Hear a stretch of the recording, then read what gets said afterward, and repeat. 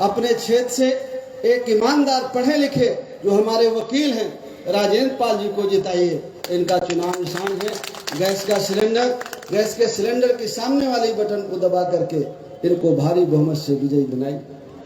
साथियों, अगर हम चाहते हैं कि हमारे बच्चों को रोजगार मिले तो रोजगार देने का काम भी उसी का होता है जिसको हम वोट दे करके जिता करके भेजते हैं। 5 साल हमने भारतीय जनता पार्टी की सरकार देखी है, जिस सरकार ने कहा था सबका साथ सबका विकास, 2 करोड़ रोजगार देंगे, किसान की आमदनी 2 गुना करेंगे। नोटबंदी के समय में उन्होंने कहा कि आतंकवाद खत्म हो जाएगा। इनमें से कुछ हुआ? शायद कुछ भी नहीं हुआ। जब आप भारतीय जनता पार्टी को देखते हैं तो उसके 5 साल पहले भी जाइए, समाजवादी पार्टी की भी सरकार को देखिए। भारतीय जनता पार्टी हिंदुत्व के नाम पर हमारा वोट लेती है। वोट लेने के बाद हमारे बच्चों को शिक्षा से वंचित किया, पिछड़ों का रिजर्वेशन खत्म किया, चाहे वो नीट का मामला हो। 11,000 बच्चे पिछड़ी जातियों के जो डॉक्टर होते, 3 साल रिजर्वेशन नहीं था नीट में। इस साल टेम्परेरी है क्योंकि चुनाव का मामला है। 11,000 बैकवर्ड क्लास के बच्चे डॉक्टर बनने से रह गए। वो इसलिए कि वोट दे करके हमने जिता करके भेजा। शायद वोट दे करके जिता करके न भेजते तो हमारे बच्चों का हक अधिकार नहीं खत्म होता। जहां मैं एक तरफ भारतीय जनता पार्टी की बात कह रहा हूं कि हिंदुत्व के नाम पर हमारा वोट लिया, तो दूसरी तरफ समाजवादी पार्टी को भी ध्यान करिए। वो समाजवाद के नाम पर और धर्मनिरपेक्ष के नाम पर उन्होंने वोट लिया, और जब वोट लेकर के सत्ता में पहुंचे और जब लेखपाल की भर्ती हुई, पंचायत सेक्रेटरी की भर्ती हुई, सिपाही की हुई, दरोगा की हुई, परगना मजिस्ट्रेट की हुई, तो कौन हुआ? कोई फिर पिछड़ा नजर नहीं आया, मुसलमान नजर नहीं आया। कुछ लोगों की भर्ती हुई, वोट तो सबसे लिया गया, लेकिन जब सत्ता में पहुंचे तो वो कुछ लोगों की सरकार होकर के रह गई। आज जब कानून व्यवस्था आप देखते हैं भारतीय जनता पार्टी की सरकार में, कहते हैं कि हमने बुलडोजर चलवा दिया, लेकिन दलित और पिछड़े और अकलियत का तो बड़े पैमाने पर उत्पीड़न हुआ।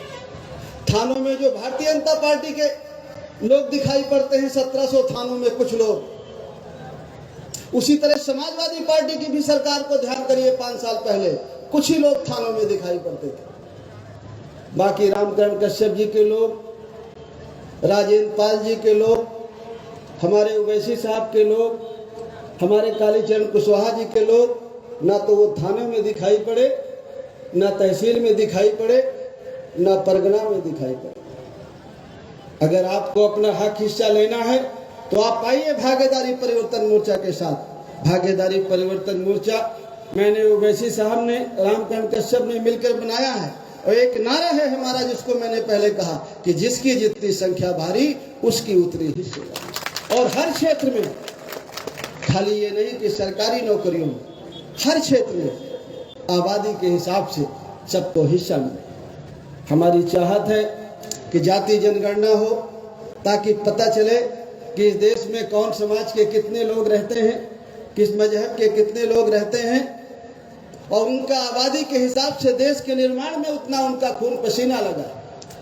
तो इस देश के जो संसाधन हैं, चाहे वो सरकारी नौकरियां हो या प्राइवेट सेक्टर हो, उनका आबादी के हिसाब से हर क्षेत्र में उनका हिस्सा भी होना चाहिए। लेकिन ये हिस्सा देगा कौन?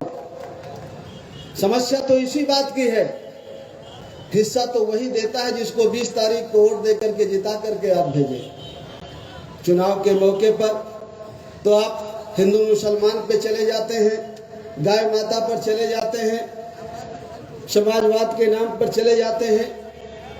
आप अपने और अपने बच्चों के बारे में नहीं सोचते, और जब तक आप अपने और अपने बच्चों के भविष्य के बारे में नहीं सोचेंगे, ये सोच करके वोट नहीं देंगे, तो 75 साल आजादी के बाद भी हमारा भला नहीं हुआ है, और आने वाले कितने 75 साल हो जाएंगे हमारा भला नहीं होगा।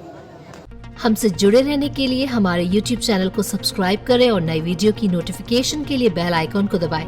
अगर आप ये वीडियो Facebook पर देख रहे हैं तो लाइक जरूर करें और ज्यादा से ज्यादा शेयर करें। धन्यवाद।